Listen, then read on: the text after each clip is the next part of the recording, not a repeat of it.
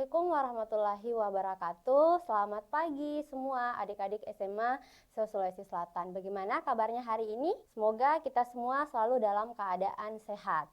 Teruntuk Bapak Ibu guru di sekolah, saya mengucapkan terima kasih karena telah mendampingi adik-adik untuk mengikuti proses pembelajaran online hari ini. Dari studio Dinas Pendidikan Provinsi Sulawesi Selatan dalam program Smart School, Generasi Smart berkarakter cerdas.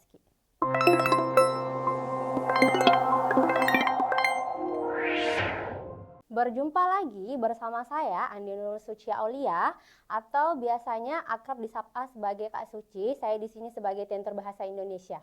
Jadi adik-adik, hari ini kita akan membahas dan menyimak bentuk soal-soal tes kemampuan akademik atau TKA yang kemungkinan akan muncul pada ujian pada bulan November yang akan datang.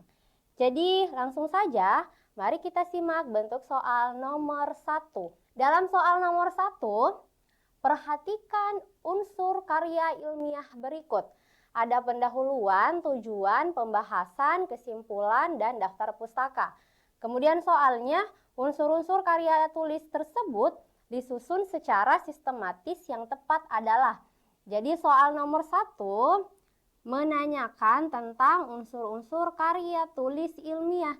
Jadi sebelum kita menganalisis apa saja unsur-unsur karya tulis ilmiah, alangkah baiknya kalau kita harus mengenal dulu apa itu karya ilmiah atau karya tulis ilmiah. Nah, ini karya ilmiah pasti sudah dipelajari oleh adik-adik di sekolah.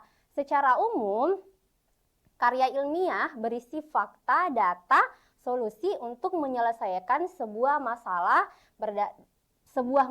dalam suatu teks. Jadi dapat disimpulkan bahwa karya tulis ilmiah adalah sebuah tulisan yang berisi peristiwa, fenomena yang ditulis atau disusun berdasarkan kenyataan atau berdasarkan hasil kajian atau penelitian.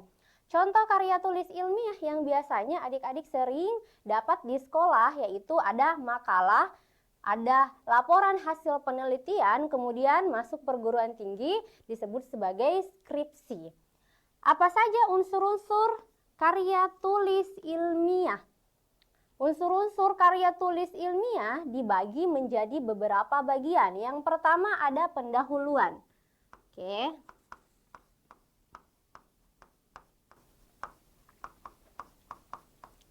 Nah, pendahuluan ini berisi apa saja, Kak? Jadi di pendahuluan itu berisi latar belakang, kemudian ada rumusan masalah, ada tujuan, ada manfaat. Kemudian yang kedua ada tinjauan pustaka.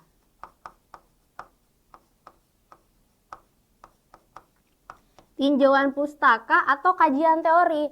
Jadi dalam tinjauan pustaka berisi konsep atau penelitian terdahulu.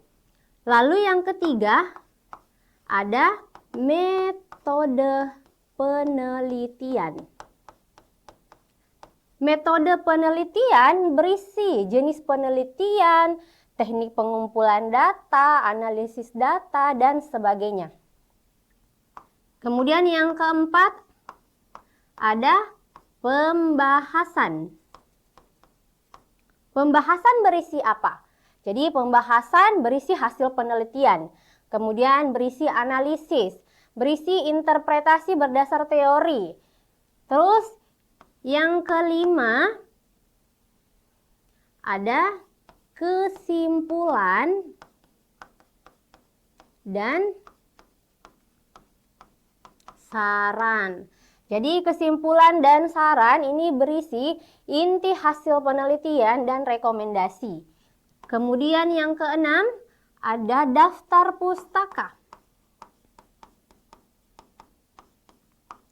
Daftar pustaka berisi sumber acuan selama kita mencari informasi terkait penelitian. Kemudian yang terakhir ada lampiran. Jadi lampiran ini sifatnya opsional. Opsional artinya apa? Jadi lampiran bisa ditambahkan dalam sebuah karya tulis ilmiah, bisa juga tidak. Nah, sekarang kita perhatikan kembali pernyataan yang ini kan ada 5, jadi kita mau urut. Apakah urutannya sudah tepat atau ini acak? Jadi kita cek yang pertama ada pendahuluan. Ini sudah sesuai dengan yang kakak jelaskan tadi. Kemudian ada tujuan. Kan di dalam pendahuluan itu berisi latar belakang, rumusan masalah, tujuan, dan manfaat. Berarti ini sudah tepat. Kemudian setelah pendahuluan kan ada tinjauan pustaka, ada metode penelitian. Yang 2 ini biasanya ada dalam karya tulis ilmiah seperti skripsi. Jadi tidak apa-apa kalau kita lewati 3 dan 4. Kemudian setelah tujuan ada pembahasan. Oke. Kemudian ada kesimpulan, yang terakhir ada daftar pustaka. Jadi urutannya sudah sesuai. Jawaban yang paling tepat itu untuk soal nomor 1 ada dalam opsi alfa. Baik, sekarang kita pindah ke soal yang kedua. Berikut ini yang bukan merupakan ciri-ciri karya ilmiah adalah, jadi tadi di soal nomor 1 kita sudah bahas unsur-unsur dan pengertiannya. Sekarang di soal nomor 2 kita diminta untuk menyebutkan apa saja ciri-ciri karya ilmiah. Ciri-ciri karya ilmiah ada 5. Yang pertama, karya ilmiah menggunakan bahasa baku dan formal. Kemudian yang kedua, karya tulis ilmiah sistematis. Sistematis ini artinya apa? Jadi sistematis itu terstruktur atau tersusun dengan pola yang baku. Kemudian yang ketiga ada logis. Logis kan artinya masuk akal. Jadi isi karya tulis ilmiah harus dapat dipahami dan dibenarkan oleh logika dan akal sehat. Kemudian yang keempat itu ada objektif. Jadi objektif itu apa? Berarti berdasarkan teori, berdasarkan data. Jadi karya tulis ilmiah harus berlandaskan teori atau data, bukan berdasarkan pandangan pribadi penulis. Yang terakhir, faktual. Faktual, jadi fakta. Karya tulis ilmiah harus ditulis berdasarkan fakta, bukan hasil imajinasi penulis. Jadi kita mau cek, kita mau analisis dari kelima opsi ini yang paling sesuai dengan yang kakak sudah jelaskan yang tadi. Kita cek dari opsi error dulu. Menghindari bahasa yang bersifat emosional. Kan bunyi soalnya yang bukan merupakan ciri-ciri karya ilmiah. Jadi ada 4 yang merupakan ciri-ciri karya ilmiah, kemudian 1 yang tidak. Opsi error menghindari bahasa yang bersifat emosional. Berarti maksudnya yang ini objektif. Sudah sesuai dengan ciri karya tulis ilmiah. Objektif atau tidak memihak, atau nama lainnya subjektif. Oke. Jadi ini sudah sesuai. Kemudian opsi delta menggunakan bahasa formal dan baku. Mengandung opini pribadi yang subjektif. Nah, ini bertentangan dengan ciri-ciri karya ilmiah yang sudah kita bahas tadi. Kenapa? Karena kan tadi ciri karya tulis ilmiah itu sifatnya objektif, bukan subjektif. Opsi Bravo menggunakan data dan fakta yang dapat dipertanggungjawabkan, berarti faktual. Menggunakan istilah yang jelas dan tepat. Ini logis. Jadi untuk soal nomor 2, jawabannya ada dalam opsi Charlie. Berikutnya kita pindah ke soal nomor 3. Dalam sebuah teks drama, suasana yang paling tepat untuk menggambarkan adegan saat 2 tokoh sedang berseteru dengan emosi yang memuncak adalah. Jadi berkaitan dengan teks drama. Apa itu teks drama? Jadi teks drama adalah narasi tertulis yang berisi dialog atau petunjuk untuk mementaskan sebuah cerita di atas panggung atau di media lain. Jadi yang ditanyakan soal nomor 3 yaitu suasana yang paling tepat untuk menggambarkan adegan saat 2 tokoh sedang berseteru dengan emosi yang memuncak. Suasana atau atmosfer dalam drama umumnya dibentuk oleh kata-kata, intonasi, kemudian gerak tubuh,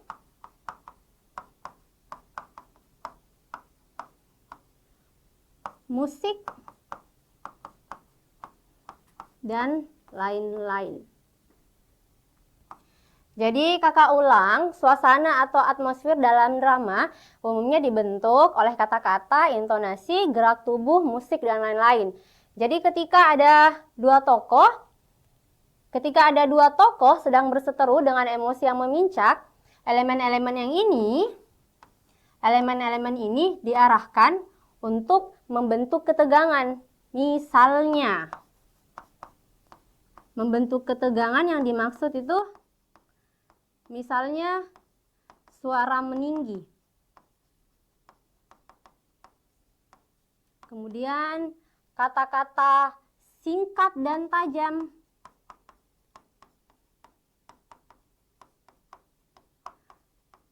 Lalu gerak tubuh. Gerak tubuh seperti mendekat, menunjuk,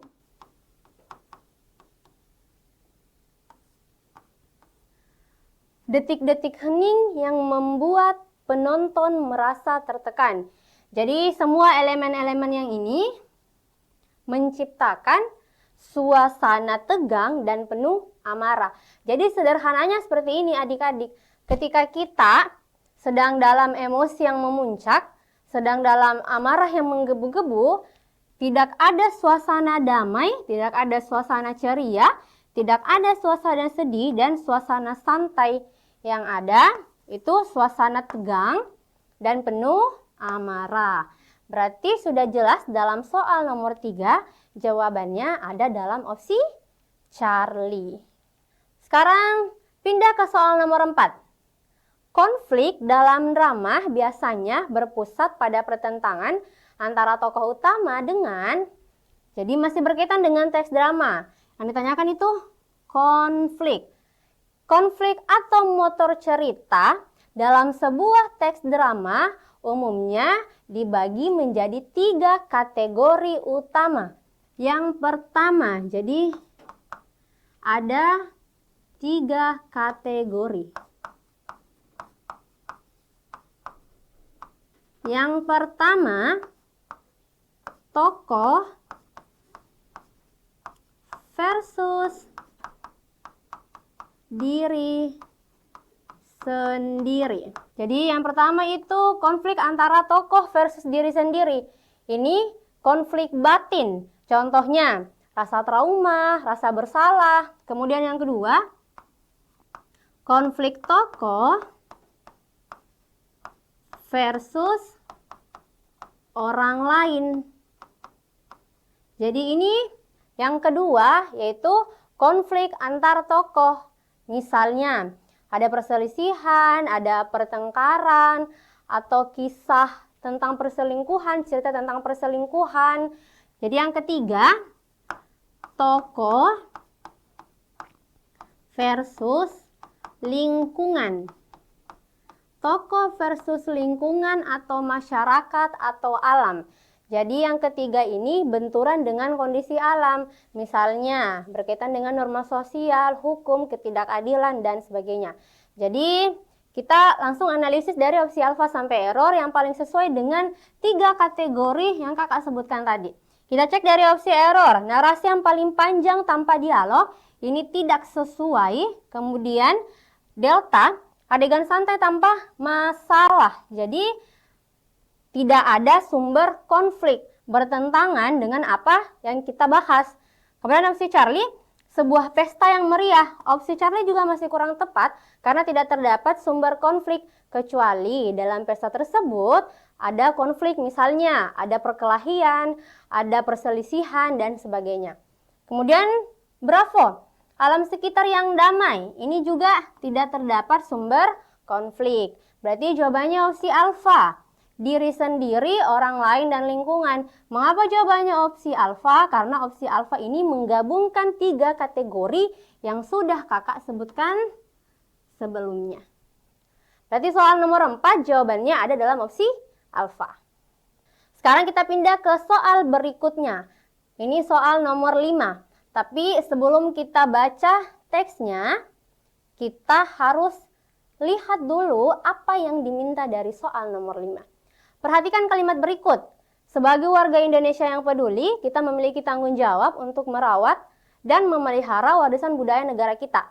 Kaidah kebahasaan teks eksposisi yang paling tepat diterapkan dalam kalimat tersebut adalah, jadi yang ditanyakan soal nomor 5 berkaitan dengan teks eksposisi. Sebelum pindah ke kaidah kebahasaan, kita harus kenal dulu apa itu teks eksposisi. Jadi teks eksposisi adalah teks non-fiksi yang bertujuan untuk memaparkan, menjelaskan, dan menginformasikan suatu topik secara singkat, padat, jelas, akurat berdasarkan fakta dan data. Nah, sekarang kita mau cek kaidah kebahasaan dari teks eksposisi. Ini kaidah kebahasaan teks eksposisi dibagi menjadi beberapa. Yang pertama, teks eksposisi menggunakan bahasa baku. Kemudian yang kedua, menggunakan kalimat deklaratif. Jadi, kalimat deklaratif atau pernyataan. Teks eksposisi memberi informasi, bukan cerita atau perintah. Selanjutnya, mengandung unsur argumentatif. Jadi argumen, namanya juga argumen, jadi pendapat. Teks eksposisi berisi alasan yang rasional dan pendapat yang logis. Menggunakan kata-kata teknis. Jadi apa itu kata-kata teknis? Istilah ilmiah. Jadi dalam teks eksposisi terdapat atau menggunakan kata-kata teknis atau istilah ilmiah berdasarkan topik yang dibahas. Selanjutnya, teks eksposisi menggunakan konjungsi penjelas dan sebab akibat.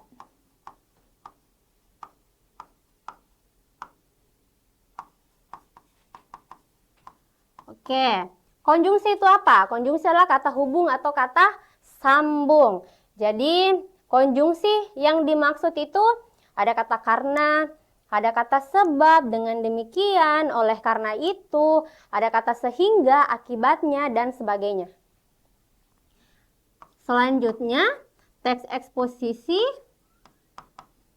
objektif. Ini objektif sudah kakak sebutkan yang di pembahasan sebelumnya. Objektif berarti berdasarkan teori atau berdasarkan data. Artinya, teks eksposisi tidak boleh menggunakan bahasa emosional atau subjektif. Karena dalam teks eksposisi tidak boleh menggiring emosi pembaca. Nah, sekarang kita analisis opsi lagi. Dari opsi alfa sampai error. Opsi error, kita cek dari opsi yang terakhir dulu. Opsi error menggunakan kalimat singkat tanpa penjelasan. Jadi, ini bertentangan dengan yang kita sudah bahas. Menggunakan bahasa percakapan sehari-hari yang santai. Jadi ini bertentangan total. Karena kenapa? Kakak tadi sudah sebutkan bahwa teks eksposisi menggunakan bahasa baku atau formal, bukan bahasa percakapan sehari-hari yang santai. Ini juga kurang tepat. Menggunakan bahasa yang emosional dan subjektif. Sudah saya jelaskan di bagian yang ini bahwa teks eksposisi tidak boleh menggiring emosi pembaca. Berarti Charlie salah. Bravo menggunakan kalimat tanya untuk mengajak pembaca. Jadi memang biasanya dalam teks eksposisi ada kalimat tanya. Tapi kan kita harus Berdasarkan dengan kalimat ini, sebagai warga negara Indonesia yang peduli, kita memiliki tanggung jawab untuk merawat dan memelihara warisan budaya negara kita. Kalimat soal bukan merupakan kalimat pertanyaan, melainkan kalimat pernyataan atau deklaratif, berarti bravo kurang tepat. Jawabannya ada dalam opsi alfa. Menggunakan kalimat argumentatif dan informatif. Berikutnya soal nomor 6. Dalam konteks teks tersebut, makna kata mendokumentasikan adalah, jadi yang ditanyakan itu makna kata mendokumentasikan. Nah, ketika dalam ujian ada muncul atau ada ditanyakan tentang makna sebuah kata, ini adik-adik tidak diperbolehkan untuk membuka handphone, mengecek Kamus Besar Bahasa Indonesia atau KBBI. Jadi bagaimana Kak triknya supaya bisa jawab makna kata dengan benar? Jadi adik-adik bisa kembalikan ke teksnya. Kita baca teksnya dulu. Sebagai warga Indonesia yang peduli, kita memiliki tanggung jawab untuk merawat dan memelihara warisan budaya negara kita. Tindakan ini bertujuan agar kekayaan budaya kita tetap lestari dan tidak punah. Kehadiran budaya lokal memegang peranan yang sangat penting dalam memperkuat ketahanan suatu bangsa. Oleh karena itu, pemerintah daerah harus meningkatkan peran mereka dalam pengelolaan warisan budaya ini sebab budaya tumbuh dan berkembang dalam konteks masyarakat yang mendukungnya. Selain pemerintah daerah, pemerintah pusat, organisasi non-pemerintah, dan masyarakat secara keseluruhan juga memiliki peran yang signifikan dalam menjaga dan merawat kekayaan budaya. Terdapat beberapa cara yang dapat ditempuh dalam mengelola budaya ini. Yang pertama, melindungi misalnya merawatnya agar tidak punah dan rusak. Yang kedua, mengembangkan, yaitu melakukan kegiatan festival dan penyebaran informasi. Yang ketiga, memanfaatkan, seperti melakukan kegiatan festival dan penyebaran informasi. Yang keempat, mendokumentasikan. Oke, kan tadi ada ditanyakan tentang kata mendokumentasikan. Jadi, kita sudah dapat jawabannya. Mendokumentasikan itu membuat tulisan yang dilengkapi dengan foto dan dokumen audio visual. Kita cek apakah ada dalam opsi. Oke, kita cek opsi alfa, membuat karya seni berdasarkan budaya, melakukan kegiatan festival budaya, meneliti dan menulis laporan hasil kajian, melestarikan budaya melalui pengajaran di sekolah. Pasti jawabannya opsi error. Membuat catatan tertulis yang dilengkapi foto dan dokumen audio visual. Jadi makna kata mendokumentasi maknanya yaitu ada atau sesuai dengan pernyataan dalam opsi error. Kita pindah ke soal selanjutnya. Dalam teks berita tentang gempa Bengkulu, informasi yang paling tepat untuk ditulis sebagai subjek utama dalam kalimat berita adalah. Jadi sebelum kita baca teksnya, kita harus memahami dulu apa maksud soal nomor 7. Yang ditanyakan adalah informasi, yang ditanyakan adalah subjek utama. Jadi maksud subjek utama ini apa Kak? Subjek utama artinya hal atau peristiwa pokok yang menjadi fokus utama dalam berita tersebut. Atau sederhananya begini, apa sih yang dibahas dalam teks tersebut? Atau dalam teks berita yang ada di slide sebelumnya membahas tentang apa? Biasanya subjek utama itu letaknya di awal bacaan atau di awal teks. Jadi mari kita simak teks soal nomor 7. Pada Jumat dini hari 23 Mei 2025, Provinsi Bengkulu diguncang gempa bumi berkekuatan magnitudo 6,3. Gempa tersebut terjadi sekitar pukul 2:52 waktu Indonesia Barat dan berpusat di wilayah pantai barat daya kota Bengkulu. Akibatnya, lebih dari 140 rumah warga dilaporkan rusak dan sejumlah warga mengalami, ini ada rumpang, Tim penyelamat segera dikerahkan untuk membantu evakuasi dan memberikan pertolongan kepada korban. Pemerintah daerah setempat bersama Badan Meteorologi, Klimatologi, Geofisika atau BMKG terus memantau situasi pasca gempa dan mengimbau masyarakat untuk tetap waspada terhadap kemungkinan gempa susulan. Selain itu, upaya rehabilitasi dan bantuan kepada korban terus dilakukan guna mempercepat pemulihan daerah terdampak. Gempa ini menjadi peringatan bagi pentingnya kesiapsiagaan menghadapi bencana alam di wilayah rawan gempa seperti Bengkulu. Masyarakat diimbau untuk selalu mengikuti informasi resmi dari BMKG dan otoritas setempat serta mempersiapkan diri dengan baik untuk menghadapi potensi bencana di masa depan. Kembali ke soalnya, yang dibahas dalam teks yaitu berkaitan dengan gempa. Oke, gempa apa? Gempa bumi. Jadi kita mau cari, ya kita mau sesuaikan analisis dari opsi alfa sampai error. Yang mana yang ada kata gempa buminya. Opsi error, upaya rehabilitasi dan bantuan korban. Ini bukan fokus utama masyarakat Bengkulu. Kenapa? Jadi ini juga kurang tepat. Gempa bumi berkekuatan magnitudo 6,3 di Bengkulu. Oke, opsi Bravo, tim penyelamat dan pemerintah daerah bukan fokus utama. Badan Meteorologi, Klimatologi, dan Geofisika atau BMKG. Jadi BMKG itu bukan fokus utama dalam teks sebelumnya. Jadi, nah kita cek coba yang di awal, apakah sudah sesuai dengan yang kakak katakan tadi bahwa subjek utama itu biasanya terletak di awal bacaan atau di awal teks. Pada Jumat dini hari, 23 Mei 2025, Provinsi Bengkulu diguncang gempa bumi berkekuatan magnitudo 6,3. Berarti sudah sesuai jawaban untuk soal nomor 7 berkaitan dengan subjek utama pada teks sebelumnya, yaitu ada dalam opsi Charlie. Sekarang kita pindah ke soal nomor 8.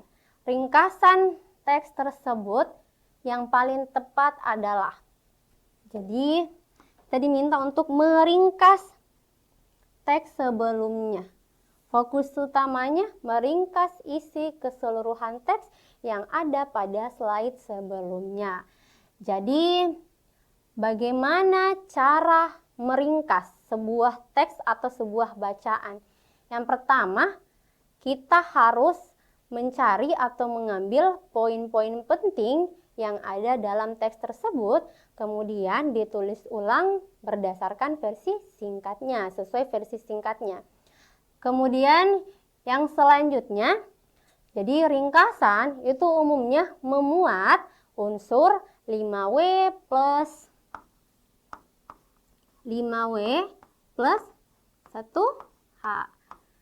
Apa itu 5W? Yang mana itu 5W? Jadi 5W itu ada apa? Jadi peristiwa apa? Kemudian ada di mana? Di mana peristiwa itu terjadi?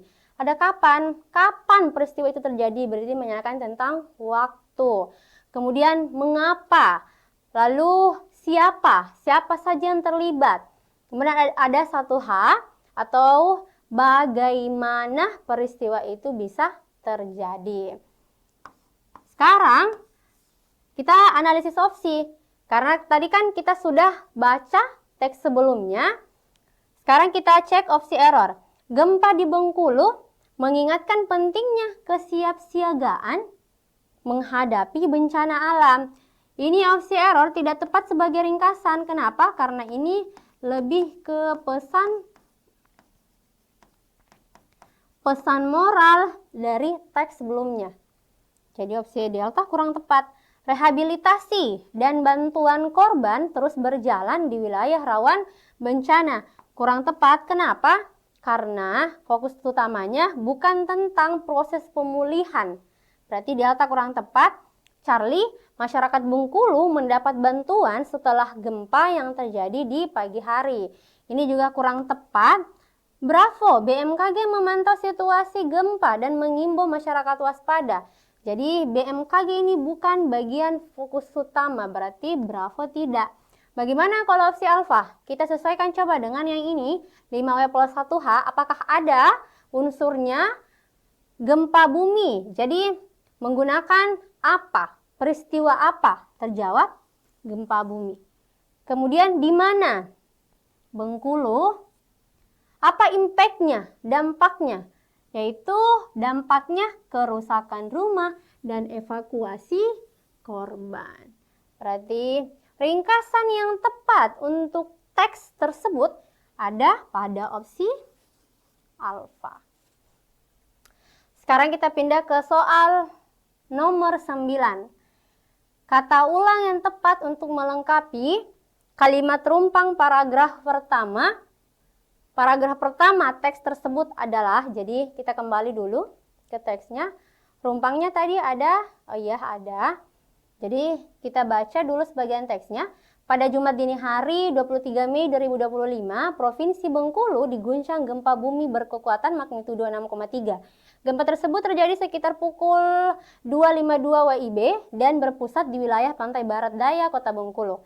Akibatnya lebih dari 140 rumah warga dilaporkan rusak dan sejumlah warga mengalami. Jadi warga mengalami apa? Mengalami sakit-sakit. Kurang tepat. Mengalami mati-mati. Ini juga kurang tepat diksinya. Pergi-pergi sama, kurang tepat. Jatuh-jatuh juga kurang tepat. Yang tepat itu jadi sejumlah warga mengalami luka-luka. Jawabannya ada dalam opsi alfa. Sekarang kita cek soal terakhir, soal nomor 10. Jadi apa yang ditanyakan dalam soal nomor 10? Penggunaan huruf miring yang tidak tepat dalam kalimat berikut adalah aturan penulisan huruf miring ini dibagi menjadi 3. Yang pertama, huruf miring digunakan untuk menuliskan judul.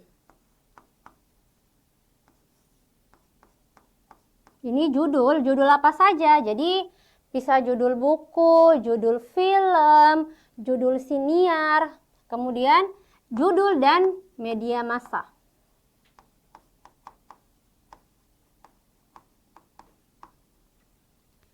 Selanjutnya huruf miring digunakan untuk mengkhususkan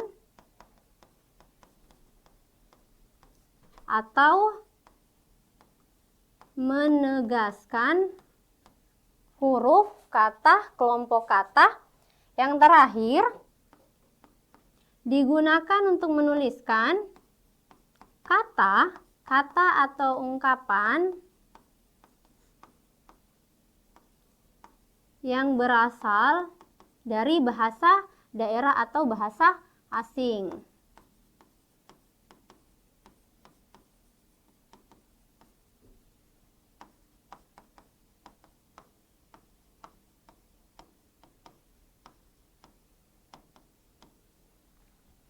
Oke, jadi kita langsung analisis opsi. Kita cek opsi alfa. Kata siniar bersinonim dengan podcast. Apakah benar siniar dimiringkan, podcast juga dimiringkan? Kenapa kata podcast dimiringkan? Karena podcast itu merupakan bahasa asing. Kemudian kata siniar, Kak, kenapa dimiringkan? Padahal kan siniar sudah ada dalam KBBI, berarti tidak perlu dimiringkan. Nah, kata siniar di sini mengkhususkan atau menegaskan kata, berarti huruf miringnya sudah tepat. Sekarang kita pindah ke opsi Bravo. Saya sedang membaca novel Laskar Pelangi. Laskar Pelangi ditulis miring karena merupakan judul buku, judul novel, berarti sudah tepat. Kata asing seperti weekend dan deadline biasa ditulis dengan huruf miring. Oke, sudah tepat weekend dan deadline karena ini bahasa asing. Delta, saya suka menonton film Avatar. Avatar dimiringkan karena merupakan judul film. Berarti pasti jawabannya ada dalam opsi error. Lagu kebangsaan kita berjudul Indonesia Raya. Ini seharusnya dimiringkan karena merupakan judul lagu. Oke, jadi untuk soal nomor 10 Jawabannya ada dalam opsi error. Jadi bagaimana adik-adik sekalian? Mungkin di antara adik-adik ada yang ingin ditanyakan. Kalau tidak ada yang ingin ditanyakan, jadi kakak anggap bahwa adik-adik sudah memahami apa yang sudah kita pelajari hari ini. Nah, kita cukup sekian pertemuan kita hari ini. Semoga apa yang kakak sampaikan bermanfaat untuk adik-adik ke depannya. Wabillahi taufiq wa hidayah. Wassalamualaikum warahmatullahi wabarakatuh dan selamat beraktivitas.